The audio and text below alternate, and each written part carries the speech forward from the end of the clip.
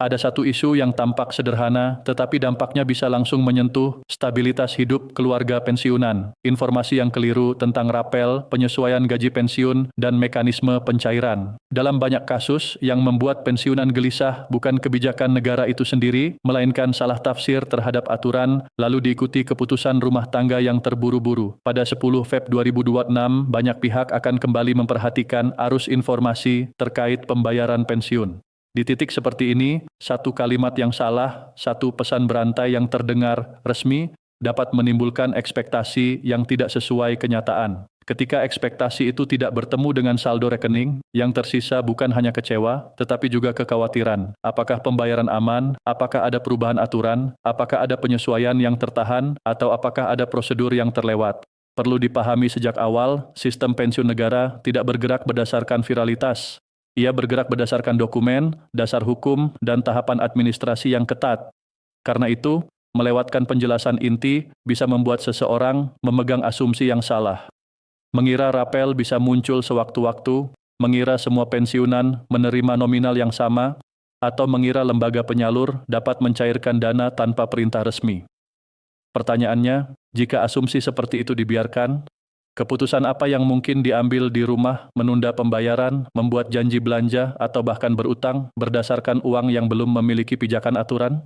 Ada juga risiko yang jarang dibicarakan dengan tenang. Kendala pembayaran tidak selalu berarti dana tidak ada. Kadang masalahnya administratif, data keluarga belum sesuai, autentikasi belum terbaca, rekening tidak aktif, atau status penerima manfaat memerlukan pembaruan. Hal-hal seperti ini sering luput karena orang lebih sibuk mengikuti kabar yang beredar dibanding memeriksa hal yang bisa dikendalikan. Di bagian berikut, seluruh penjelasan akan disampaikan dengan gaya buletin informasi yang tertib. Apa yang benar-benar dapat dijadikan pegangan, bagaimana posisi PT Taspen dalam sistem, dokumen apa saja yang menjadi syarat mutlak, dan mengapa kebijakan besar selalu harus dapat ditelusuri pada aturan yang jelas. Rujukan keputusan dan kerangka regulasi akan dijelaskan secara rinci, termasuk prinsip bahwa aturan lama tetap berlaku sampai ada aturan baru yang menggantikan. Semua penanda waktu dan target informasi dalam naskah ini diseragamkan pada 10 Feb 2026 agar Bapak dan Ibu memiliki orientasi yang sama dan tidak terjebak pada kesan mendesak karena hari ini. Assalamualaikum warahmatullahi wabarakatuh. Salam hormat dan salam takzim. Naskah ini disusun untuk mendampingi Bapak dan Ibu para pensiunan, khususnya purna tugas ASN, TNI, dan Polri, agar memperoleh penjelasan yang jelas, menenangkan, dan dapat dipertanggungjawabkan. Tujuan utamanya satu, membantu Bapak dan Ibu memilah mana informasi yang resmi, mana yang masih dugaan, dan mana yang patut diabaikan karena tidak memiliki dasar. Bapak dan Ibu yang kami hormati, masa pensiun adalah masa panen. Setelah puluhan tahun mengabdi, yang dibutuhkan sekarang adalah ritme hidup yang lebih stabil, kesehatan terjaga, keluarga harmonis, dan keuangan rumah tangga dikelola dengan aman. Karena itu, pembahasan soal rapel, penyesuaian, dan mekanisme pencairan harus diletakkan pada tempat yang tepat, bukan pada emosi, melainkan pada aturan. Kita mulai dari fenomena yang paling sering memicu kegelisahan, kabar rapel cair, kenaikan besar masuk, atau sudah resmi yang menyebar lewat pesan berantai dan judul video. Kabar seperti ini biasanya datang dengan nada meyakinkan, kadang disertai gambar tabel, kadang disertai foto gedung pemerintah, kadang disertai kata-kata seperti bocoran pusat, fix, sudah masuk, dan sejenisnya. Namun, mari kita luruskan dengan tenang. Negara tidak mengambil keputusan keuangan berdasarkan kata-kata yang beredar. Negara bekerja dengan dokumen, negara bekerja dengan dasar hukum, dan negara harus mempertanggungjawabkan setiap rupiah yang keluar.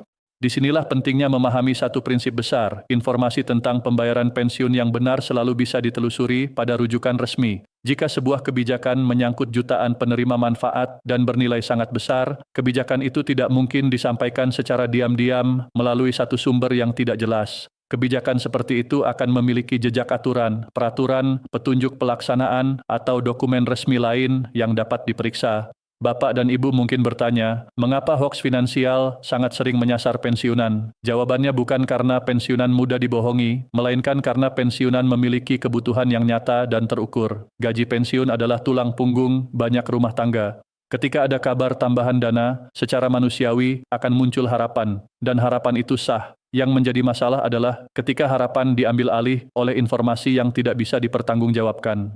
Perhatikan pola yang sering terjadi. Pagi hari ponsel diraih, aplikasi perbankan dibuka, sebagian memilih ke ATM. Rencana-rencana sederhana mulai muncul, membeli kebutuhan pokok untuk beberapa waktu, memperbaiki bagian rumah yang mulai rusak, menambah biaya kesehatan, membantu anak cucu, atau melunasi utang kecil agar hidup lebih ringan. Lalu ketika saldo tidak berubah, yang terasa bukan hanya kekecewaan, tetapi juga pertanyaan, apakah ada yang salah? Apakah hak saya terganggu? Apakah ada aturan baru? Bapak dan Ibu yang kami hormati, jawaban dari pertanyaan itu harus ditarik kembali ke sistem, dan untuk memahami sistem, kita perlu tahu peran masing-masing pihak. Mari kita bicara tentang PT Taspen. Banyak orang menyebut Taspen seolah-olah sebagai pembuat kebijakan, padahal peran Taspen adalah pelaksana penyaluran, bukan penentu kebijakan. Taspen menyalurkan dana pensiun sesuai perintah yang sah. Taspen tidak menetapkan persentase kenaikan. Taspen tidak menentukan kapan rapel dibayar. Taspen bekerja berdasarkan ketentuan yang sudah ditetapkan oleh pemerintah melalui mekanisme hukum dan administrasi negara. Dalam naskah ini, ada penekanan penting mengenai dua dokumen yang menjadi syarat mutlak agar pembayaran tertentu dapat dilakukan dengan aman. Pertama, peraturan pemerintah (PP) yang ditandatangani dan menjadi payung hukum. Kedua, petunjuk teknis dari Kementerian Keuangan yang menjelaskan rincian cara pembayaran. Tanpa kedua dokumen ini, pencairan dana di luar mekanisme bukanlah percepatan pelayanan, melainkan pelanggaran yang berisiko hukum. Penyaluran dana negara harus memiliki dasar yang jelas. Jika ada pencairan tanpa dasar, itu bisa dianggap merugikan keuangan negara. Karena itu, ketika Bapak dan Ibu mendengar narasi Taspen bisa cairkan kapan saja atau Taspen sengaja menahan, narasi seperti ini perlu diuji secara logis. Adakah dokumen resmi yang mendasarinya? Adakah PP dan petunjuk teknis yang dapat ditunjukkan?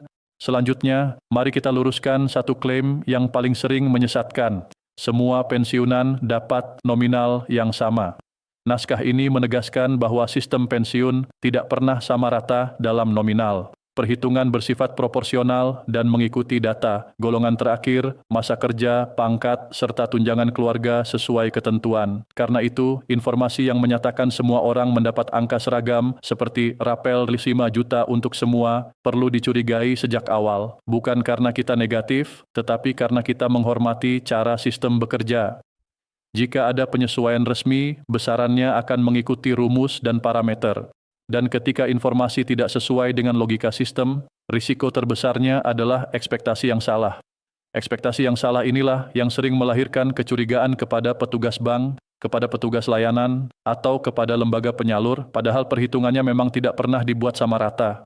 Bapak dan Ibu yang kami hormati, sekarang kita masuk ke bagian rujukan hukum yang disebut di dalam naskah. Disebutkan bahwa dasar hukum utama yang masih menjadi acuan adalah Peraturan Pemerintah Nomor 8 Tahun 2024 sebagai aturan penyesuaian pensiun pokok yang terakhir.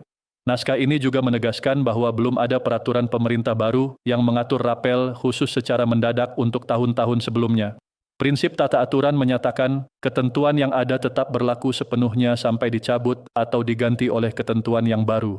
Mengapa ini penting? Karena sebagian besar kebingungan muncul ketika orang mencampur adukan harapan pribadi dengan keputusan negara. Harapan bisa berubah setiap hari, tetapi keputusan negara tidak demikian. Keputusan negara memerlukan proses, analisis fiskal, perhitungan kemampuan kas, harmonisasi aturan, pencocokan data jutaan penerima, serta sinkronisasi antar lembaga. Proses ini tampak panjang, tetapi tujuannya melindungi hak agar pembayaran tepat sasaran dan tidak memunculkan sengketa di kemudian hari.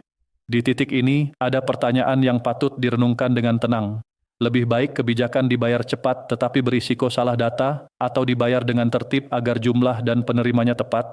Naskah ini menempatkan kehati-hatian sebagai bentuk perlindungan hak, dan perlindungan hak pada akhirnya adalah perlindungan masa depan Bapak dan Ibu sendiri. Sekarang kita masuk pada bagian yang sering membuat banyak orang salah paham, perbedaan antara gaji pensiun rutin dengan rapel atau penyesuaian tertentu. Naskah ini menegaskan bahwa gaji pensiun rutin tetap dibayarkan. Hak gaji pensiun bulanan tidak hilang, mekanisme pembayaran pada dasarnya tetap sama sesuai mitra bayar dan sistem penyaluran berjalan melalui jalur yang sudah ditentukan. Namun, naskah juga menegaskan bahwa rapel misterius yang disebut-sebut tanpa dasar tidak boleh disamakan dengan penyesuaian reguler yang diumumkan resmi. Karena itu, dalam naskah ini, semua orientasi waktu diseragamkan pada 10 Feb 2026. Artinya, ketika Bapak dan Ibu memegang pegangan informasi, arahkan pada satu prinsip. Jika ada penyesuaian atau kebijakan kebijakan baru, rujukannya harus jelas, dapat diperiksa, dan tidak bersandar pada kalimat sudah cair tanpa dokumen. Bapak dan Ibu yang kami hormati, selain urusan aturan, ada faktor teknis yang sangat menentukan kelancaran pembayaran, validitas data. Naskah ini menyebutkan bahwa kendala pembayaran sering bukan karena dananya tidak ada, tetapi karena persoalan administratif.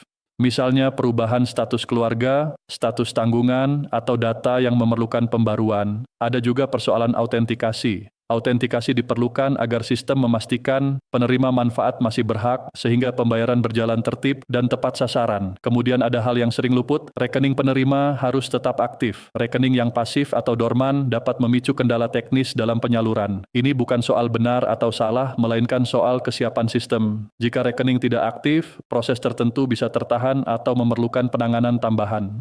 Naskah ini juga mengingatkan tentang risiko kelebihan bayar. Dalam kasus tertentu, jika terjadi kelebihan bayar karena data yang belum diperbarui, negara dapat melakukan penyesuaian pada pembayaran berikutnya untuk mengembalikan kelebihan tersebut. Penyesuaian itu dapat berupa pemotongan otomatis pada bulan selanjutnya. Karena itu, memastikan data benar sejak awal adalah langkah perlindungan diri, bukan sekadar administrasi. Bapak dan Ibu yang kami hormati, pada bagian ini penting untuk menekankan satu hal dengan tenang. Berita tentang uang di usia lanjut bukan hanya soal angka, tetapi juga soal kesehatan. Menunggu kabar yang tidak pasti, terpancing judul yang bombastis, dan mengecek saldo berkali-kali bisa meningkatkan stres. Stres yang berkepanjangan dapat memengaruhi tekanan darah, lambung, kualitas tidur, dan suasana hati.